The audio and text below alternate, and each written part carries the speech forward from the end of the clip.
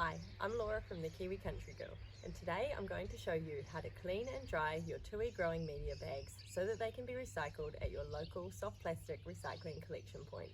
Tui growing media bags are now made in New Zealand from 50% recycled plastic, and these bags can be recycled through the soft plastic recycling scheme in New Zealand.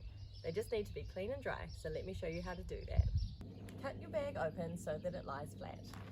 Hose off any remaining product onto the lawn or into the garden so that you don't waste any water. Wipe it down with a rag to remove any extra bits that were left behind.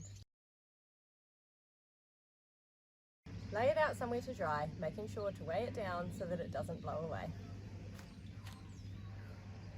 Once you're done, collect up your clean, dry bags and drop them off to your local soft plastics recycling collection point.